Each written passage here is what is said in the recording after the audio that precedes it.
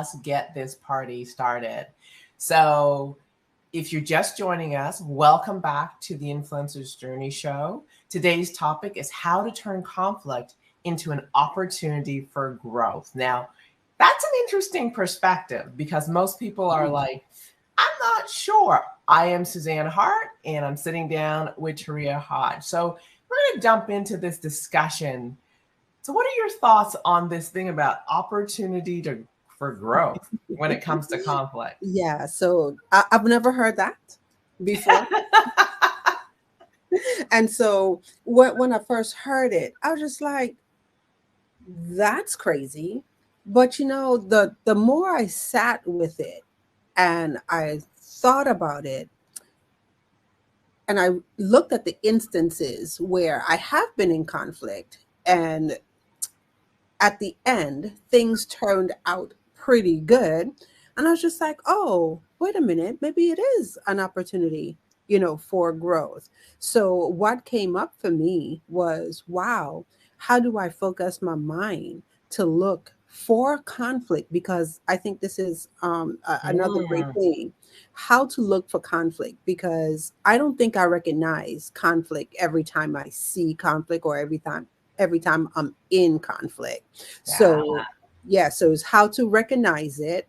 And then once I recognize that I'm in conflict, how to reframe or refocus that it is, a beautiful opportunity to create something new. Hmm. So I think this would be such a great place for us to start off and just kind of situate our super achievers Okay. today. First, defining exactly what is conflict. So one of the things that I heard you say in the beginning of the show is that when you were younger, conflict for you meant, the big things, the blow up, the aggressiveness and everything.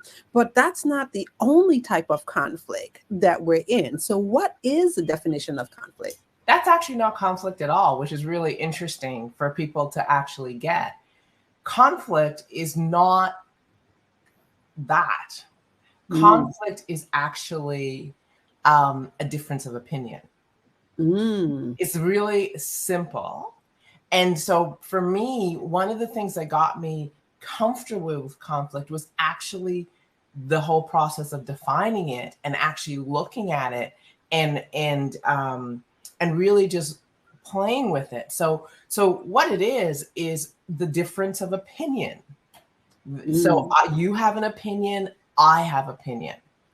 That's what it truly is. You have a belief, I have a belief, and they are different. mm, They are opposing. Now, what really got me was that when I wrote my book, Leading with Character, I put the scenario that my son comes down the stairs and I'm making eggs, and he says he wants cereal. We are mm, now in a different opinion, a conflict. But I don't see it as a major thing, so we don't define it as that. mm, And I go, sure, grab some cereal. I'll just continue making eggs for everybody else. Not a big deal. But it's a difference of opinion. Or how many times have you had an opinion, someone else had an opinion, you had a great juicy conversation? mhm, You're mhm, in a conflict. So part of it is conflict is just two opposing opinions. Now, what got me, Sharia, to really understand this was I had to get away from right or wrong, mhm, right? So I'm right, you're wrong. And I had to get away from good or bad and just be, oh, these are two different right, opinions. Now, the other thing that we talked about, and I realized as I began to dive into it, is no change, no growth, no transformation. mhm. Actually, nothing happens without conflict first. Yeah. And it's so true because like I said, I never looked at it from this standpoint before, but as I was introduced to it, I started to replay different scenarios in my mind. And I look at scenarios in business. Like I said, one of the things at the top of the show, in us, in our working relationship, conflict. But, am I really sitting down and looking at it like, oh, this is conflict. So you know that things are different. You're of one mind, I'm of another mind, but it's to bring that consciousness to it. And so, and I love what you're saying too. You bring the consciousness to it, and then when you're aware of it, is to not go into the space where right or wrong, I'm right, you're wrong, and then you have to bend to my way, and if you don't bend to my way, then there's this big thing, or make it mean more than it is. All it Mhm. is just a difference of opinion.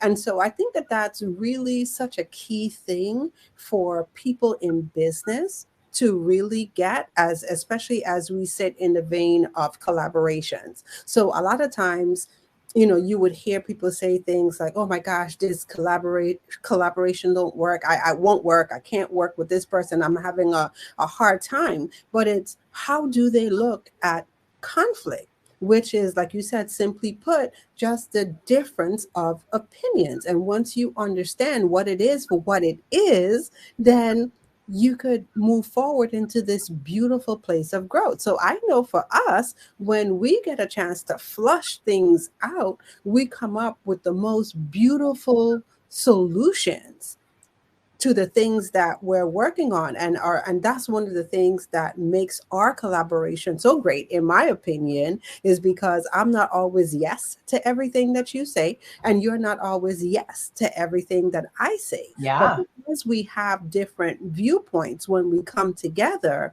we're able to create beautiful things and new things. Yeah, and that's the beauty of conflict for sure. I want to take it a little deeper, and I want to talk about internal conflict Hmm. and interpersonal conflict. So the first one is internal conflict, and we all face it all the time. Hmm. And so imagine that you're doing something, or you're asked to do something, and the request is innocent to the other person, Hmm. but it stirs something in you, and you are in an internal battle inside yourself, Hmm. because maybe what you're being asked doesn't align with your values. Maybe what you're being asked is not something you want to do. Maybe what being asked is challenging for you. And it's the navigating of, why do I have this disruption, that gives us access to growth, change, transformation. Or it could be, I remember when I was working and I was just so frustrated and so dissatisfied. Listen to the words I'm using: so frustrated, so dissatisfied, kind of bored, and it was turmoil. Going to work was turmoil. And it had nothing to do with work. I loved who I worked for. I loved the team. It was, I had outgrown what I was doing.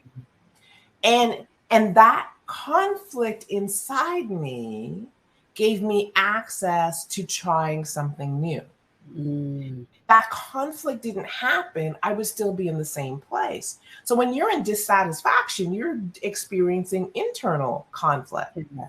Now what you were talking about was interpersonal conflict, and relationships grow, Yeah. expand, change when we're able to navigate interpersonal conflict. So we were talking about this the other day. We had a year last year where it was a lot of interpersonal conflict, Hmm. and not necessarily in a bad way, but in an uncomfortable way.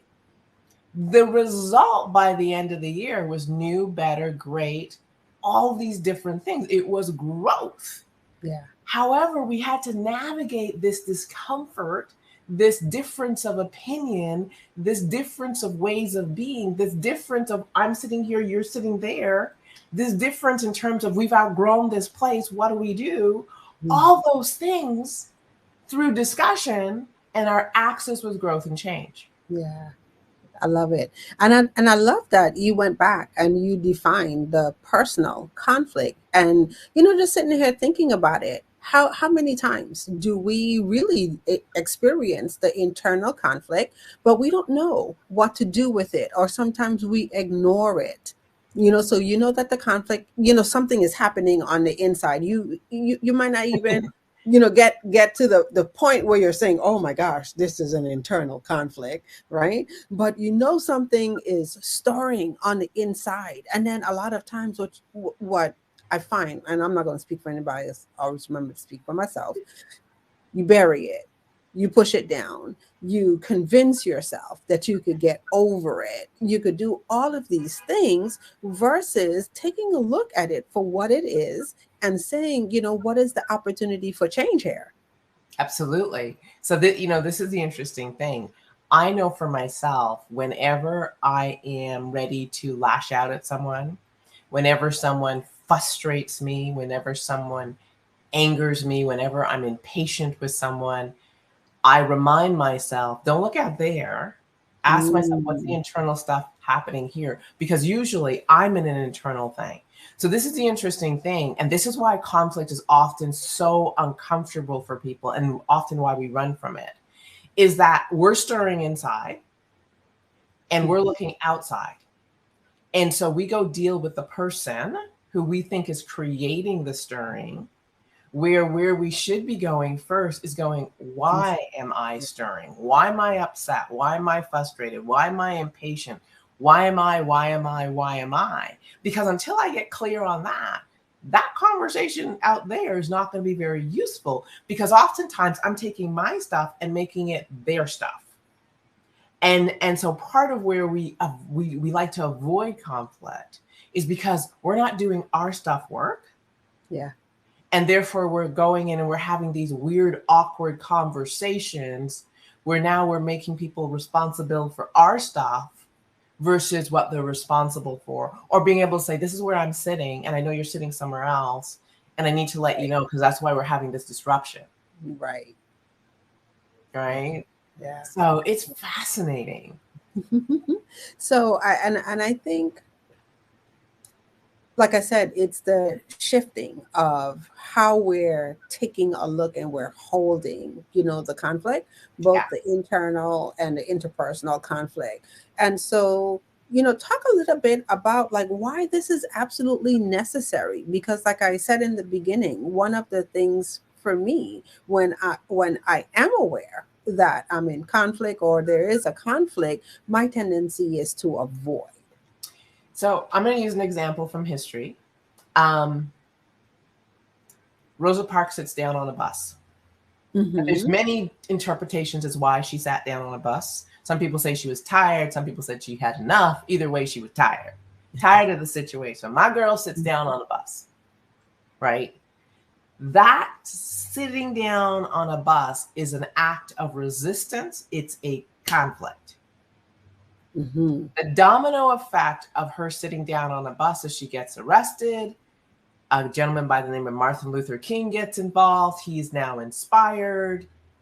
He takes on the conflict of her right to sit down on a bus, with the group who says she can sit on the bus, but she can sit on the back. The other group saying I can sit wherever I want.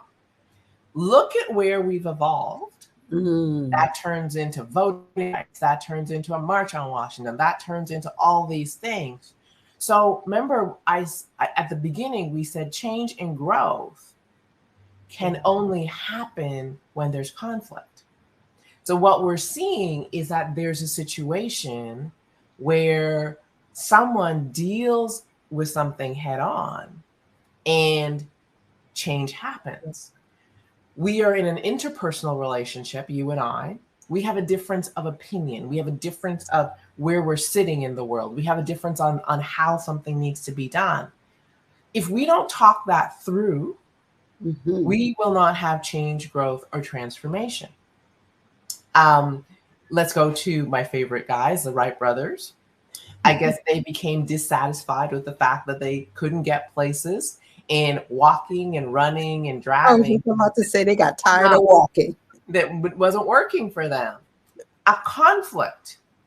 I want more. I want different. Hmm. We fly today because those brothers had a conflict. And I always want to think about, imagine the conflict they experienced as Hmm. they told the world, people around them, that, yeah, man's going to fly. And people are like, y'all crazy.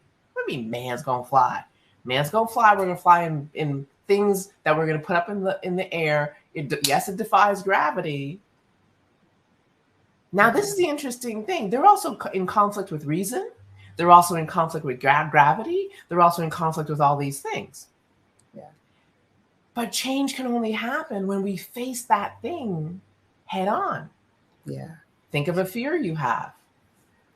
I had a fear of speaking. I had to face that. I was in conflict. Speak, don't speak. Got a lot to say, but I'm afraid. I want to take the Mhm. stage, but I don't want to be embarrassed. I have this internal thing going on. Yeah. The minute I face it, I grow, change, transform. I become more, and I have access to more. That's why it's necessary. Yeah. And it's such a beautiful way, like I said, in shifting and reframing it, is to now train yourself to really look for the conflict. So are you just glossing over it, or are you taking a look and paying attention to every little thing? Because I think what I'm hearing is that conflict is around us, like all the time. Like at any given moment, we could be in conflict either within ourselves or against something, an ideal with other people. So, how do you train yourself to recognize that you are in conflict or there's a conflict? And then look for ways, to make it into an opportunity to grow. Well, I think the first thing, and the language I always use is, how are you holding this word? Hmm. So if you ask almost anyone on the planet, what do you think about conflict? They go, ooh, negative. I avoid it. Blah blah blah. That's a reflex Yeah. reaction. So that tells you how they're holding it. Well, remember, our thoughts create behaviors. Our thoughts create emotions. Our thoughts create our conversation. So if I'm holding it as negative, I'm going to relate to it as how I think about it. So therefore, I'm going to go into the process of addressing it with this negative tension. It's not going to go well. You know how these things are. They're not good. They're always hard. They're always loud. So maybe the big access here is to change how you hold it, therefore change your definition. So what I did was I said that conflict was neither good or bad, positive or negative. It's not necessarily loud or aggressive. And it's my access to change. That was the place where I transformed. It was my access to change. It was my access to grow. It was my access to more. It was my access to becoming more. And once I started holding it that way, when I saw or experienced conflict, my question then became, oh, I'm supposed to learn something here. I'm supposed to do something here. Maybe I've been in this place too long. Oh, this is so cool. So now I'm holding it different. My thought is different. My emotions are different. My energy about it is different. And my expected outcome is now different. Yeah. And so, because that was the way I started to hold it, one was I had a shift in my thought process around it. Now, even though that happened, Tria, acting on it became still at Yeah. times. However, remember, the outcome is what I wanted. Yeah. And so, because my outcome was positive growth, change versus loud, oh my God, that, when you think of conflict as a negative thing, you can't get past Yeah. that thing. I was able to move through it. I became able to move through it because I saw possibility at the other side. Yeah. I love it. And I love to call that the power of the reframe. Yeah, So it's all about how I like that. you just reframe it, because listening to it, and I remember when we unpacked it, I was just like, oh my God, I've never thought about it this way. But it's Mm-hmm. an exciting way to now take a look at conflict, and when we get into situations, how we're going to hold it. Are we actually looking for the areas where we're going to grow? Now, Mm-hmm. I do have to ask this, because I know that there's some of our super achievers out there that are probably saying to themselves, like, yeah, Taria, Suzanne, we hear you, but there's also something else going on here. So you make conflict sound so nice and the reframe is beautiful. But what about this thing that's called confrontation? What about that? Ah. And how does confrontation play into the mix of things? Well, I think the first thing, Triya, is to understand that there's a difference between conflict and confrontation. So when I was writing my book and I was doing the research, I was like, oh yeah, what a powerful distinction. Now, to bring Mm. this distinction to light, I want to just tell a quick story. So when I was in social services, I had this amazing mentor supervisor by the name of Joy LePage. And Joy was like my foundation of my growth. She challenged me all sorts of beautiful things. So I am I am a young woman who things just pop out of my mouth. And because I was uncomfortable with conflict, but I was also uncomfortable with the thought of being taken advantage of, or um, someone treating me wrong, my mouth was like, one of those. Quick with it. You were I'll quick get with you. I'll get you before you get me. And I remember sitting in her office, and she looked at me and she said, Suzanne, just because you see something, don't mean you have to say something. And I was like, what do you mean? Of course I gotta say something. And I remember she said, you need to learn to choose your battles. Now, this is a it. very powerful statement. You need to learn to choose your battles. You can't be at battle all the time. Mm. And what she was saying was, she said, and what she's actually distinguishing for me, there's a difference between identifying conflict and choosing to confront. Mm. And this for me was huge because even in today, even when I see conflict or I see things that I don't agree with, or I see something that I'm of a different opinion, I ask myself, what's the purpose of confronting here? Am I confronting because I just need to be right? Mm. So that is really good, and I apologize if you were about to say something and I cut across you, but that is so good because I'm sitting here and I'm thinking about the confrontation part and knowing how to choose the battles. And so, how does the act of confronting and not confronting first play in with our personal conflict?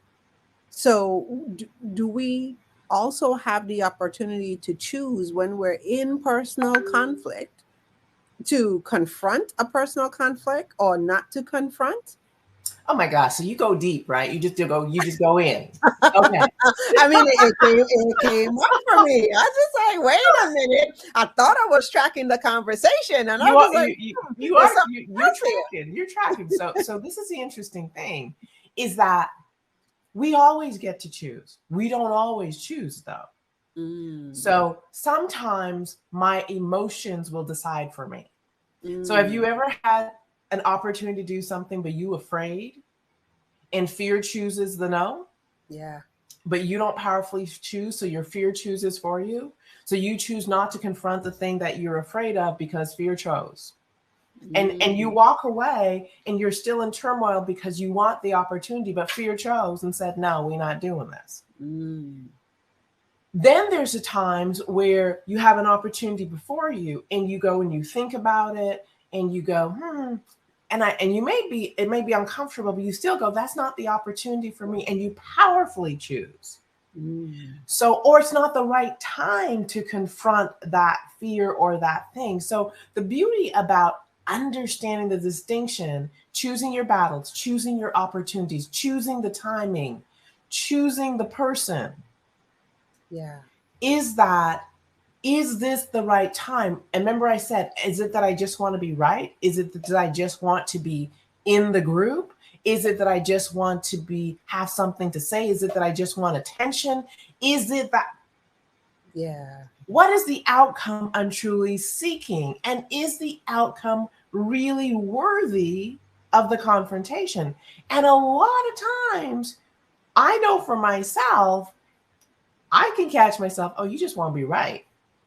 You just want to flex. You just want to show off that you know something. Oh, you just want to. It's not going to move anything forward. Yeah. Other than to one up someone, make you look good or whatever. I'll say, so we're going to check my ego right now. And we're going to say nothing. That's what my supervisor was teaching me. Girl, check yourself. Yeah. Yeah.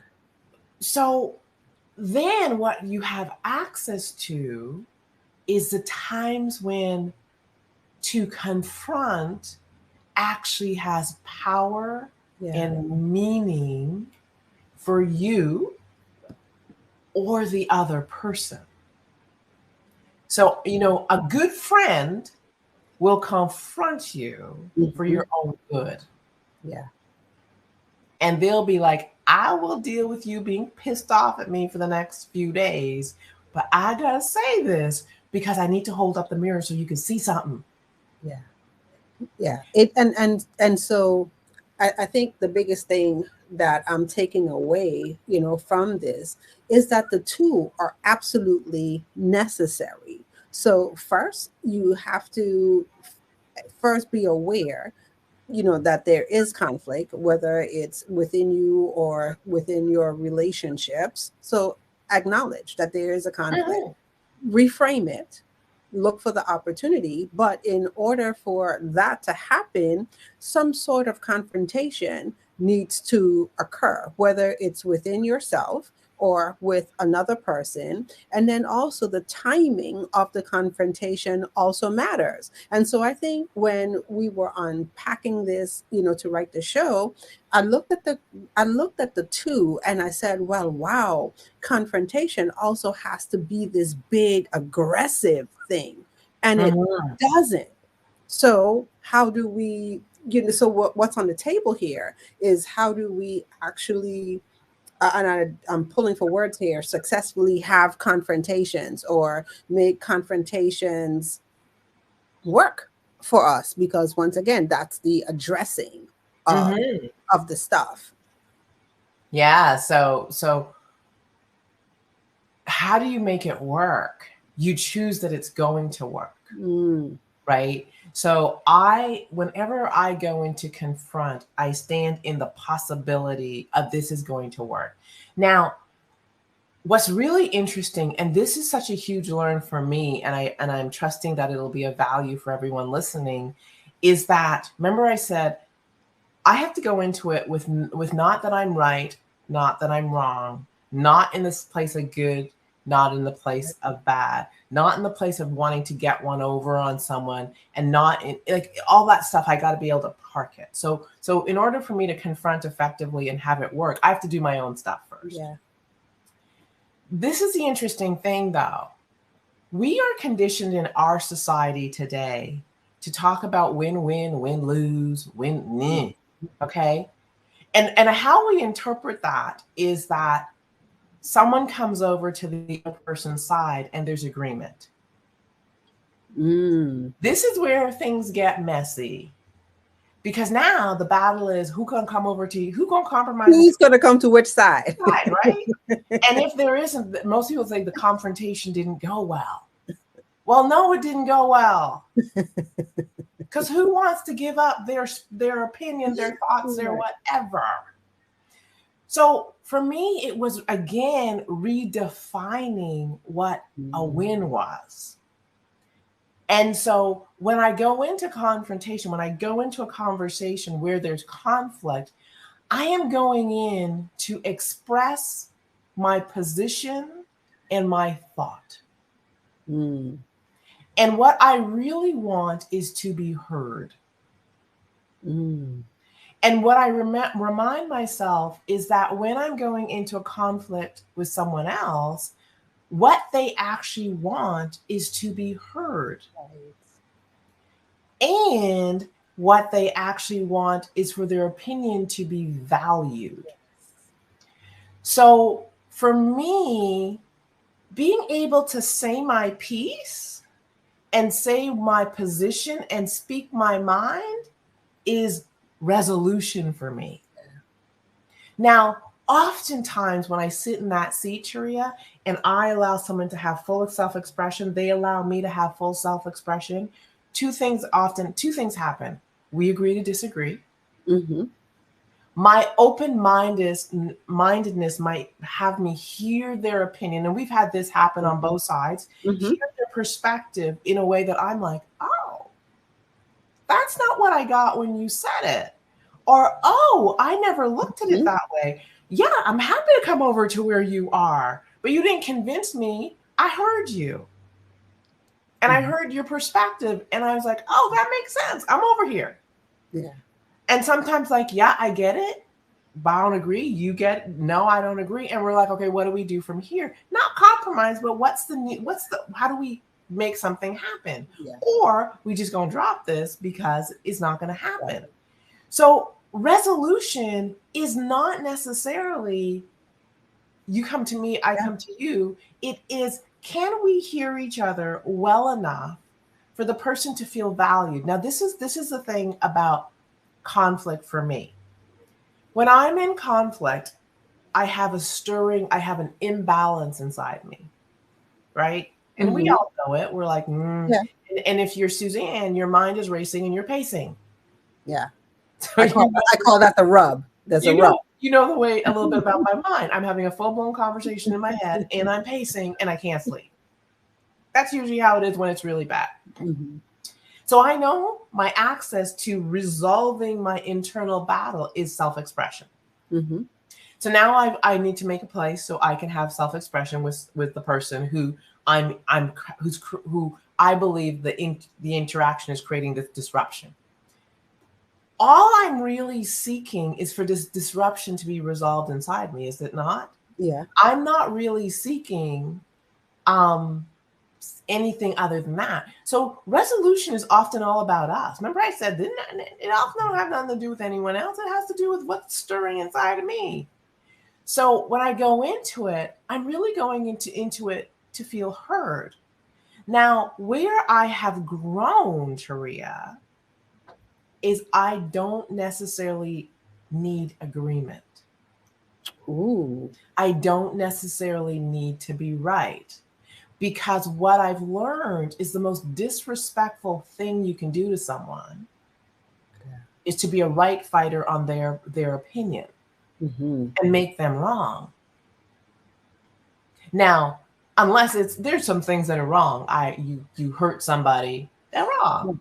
You but we're usually not in conflict about those things. Mm-hmm. Yeah. We're in conflict about opinions. Mm-hmm. And my opinion is mine. It's not really all that important in the scheme of things. Mm-hmm. So for me, it is not to just make my opinion so important that I can't hear someone else. And Yeah. that's where the access happens to make it go well. Yeah. It's that respect. That's what I like to term it as, is respect. Because at the end of the day, what you're saying is absolutely correct. Like, that's what we all want. We all want to be respected. We don't have to agree, with everything, but just respect that this is where, I stand, and this is, my opinion, and to be able to give the other person that same respect, all, as well. Mm-hmm. It's interesting because I'm watching some of the comments, Taria, and Hmm. they're awesome. So one Facebook user is saying better to walk away or try to make a friend, or keep the relationship. And I don't know if that's a question or a statement. Um, I don't not necessarily believe that it's better to walk away. And this is the thing. Remember, I said we got to choose. If it's just me being me, then there's not really, it's my conflict. It's not, has nothing to do about that. And I'm making a real distinction here, because sometimes I can be in conflict. The person stirs something, but it has everything to do with me. It really has nothing to do anything to do with them. So I don't, there's nothing actually for me to go to them with. They just disrupted me, and I need to go look at me. When it is internal and we take the position of better to walk away, we're sweeping stuff under the rug that's going to come up Hmm. at a different time. So my best relationships, My longest relationships are the relationships where we've learned to express ourselves and not take it personal. Mm. It's the relationships where we have learned to hear each other's opinions, hear how we felt about something, and go, oh, that's not what I meant, or oh, so the maturity of a relationship is actually being able to have conversations about situations where I felt in conflict, they felt in conflict, they felt disrupted, they felt hurt, bruised, or I just didn't like when you did that. Can we have those conversations? So I'm not necessarily in agreement that it's better to walk away, because then you're building a relationship on untruths. Right. So I prefer to test the relationship, Mm. because my true relationships are a stand for me and I'm a stand for them. And because of that, they're going to hear me and we're going to work through it. A relationship that's not really a stand in my life will get disruptive and walk away. Yeah. And then I'm going to sit in the place of, okay, I got to bless and release this, because if we can't be in truth, we're not building a real relationship. Right. We're building a relationship that only works when we're in agreement. Yeah. Yeah, I love it. And I think I want to take a moment to really go back. And that's really good. I want to take a minute to really go back though, because I see that there's a question here from Barbara. So great morning, Barbara. Like, how do you deal with the unresolved conflict? So I think this is really good, because it's what it's saying to me is that we're shifting the way how people are holding, the two. So how do you really deal with the things that are unresolved? And I guess it's really, what do you mean by unresolved, Hmm. right? And so I know I have I have situations in my life where we have just agreed to disagree. Hmm. So there's not a resolution in terms of you've come over to my side, I've come over to your side. It's just we've agreed to disagree. And to me, that's kind of a place where we're sitting, and that's kind of the place that I've got to accept that that's the resolution that came out of the conversation. Hmm. The real question then is, for me, can I have a continued relationship and respect their perspective or where they're Hmm. sitting? For some situations, absolutely. And for some situations, not at all. And I've got to own that. Mm. And so this is where personal responsibility really gets that place. So I will be very candid. There are places where my mother and I have agreed to disagree because we have different perspectives. In my maturity, I have learned that I can have a beautiful relationship with her, but we don't have to agree on this thing. So if that comes up, we are going to agree, no, we're not having that conversation, because it's going to be a downward spiral and we're going to be disrespectful to each other as we try to pull each other to each other's side. So we're just not going to have that conversation. We are going to be okay with our disagreement in it. But we can have relatedness in all these other beautiful places. Now, this is the access for me. When I was able to say, okay, that's where she sits over there, accepted, that's where I sit over here, and not make it anything more than that, Yeah. it opened the door to all these other beautiful spaces and places where we could be in relatedness. Yeah. And therefore, we have a beautiful relationship, because we're not going to be in struggle again in this place. We've just agreed to disagree. So that's one way of dealing with it. I think the bigger question for me is, when there's unresolved issues, it's usually my work. Mm. Because remember, a lot of conflict has less to do with the person out there and more to do with me. And so these are the places I often have to look. And we were talking about this a little bit on the mastermind. Am I holding on to a relationship that doesn't serve me? Mhm. And that's why the issue is so continuously unresolved. Am I asking someone to be someone other than who they are? Not Right. very nice thing to do. Is that why I'm also always in this unresolved place? Am I doing something or participating in an activity that is in conflict with my internal being because I don't want to let it go because the popular people or all my contacts are over here? Still my stuff to decide. So oftentimes when we have an unresolved conflict, it's really we're avoiding taking 100% responsibility for a decision that only we can make. Right? I know on this journey, I have had people leave my sphere. We no longer fit because I've grown or we've grown in different directions. Not good or bad, that's just where we are. I've had to let go of things because as I've grown, I'm like, I am no longer committed to that. Let it go. I have had to let go of activities, beliefs, all these things that I've been in conflict with. And until I did my work, they sat as unresolved and they sat as a rub inside me. But once I did my work, I was free of it. Yeah. I had to take responsibility for where I was sitting and accept that big word that we were throwing around the other day, accept where I was. It's mine. We always want to make it the other person because truly, when we're in conflict in these ways, what it is I don't want to change. So you come over to my side. I don't Mm. want to let go. So you come over to my side. I don't want to have to not do this. So you come over to my side. So we spend a lot of time convincing people of their right to believe something different because we don't want to let go and we Yeah. don't want to accept their difference. Yeah. Whew. Good. I just knew it was going to be a juicy conversation. It's one of my favorites because it is the growth edge, Taria. This is where when we're in conflict, we're actually being oftentimes confronted by who we be in the world Mm-hmm. Mm-hmm. and what we're doing. Yeah. And that there's a rub somewhere, who we're spending time with. Yeah. Yeah. It's like I said, it's one of those things. As you know, I really take it on to look at, yeah, how can it be such a fertile ground for beautiful relationships, Oh, beautiful opportunities, to just grow. oh, there's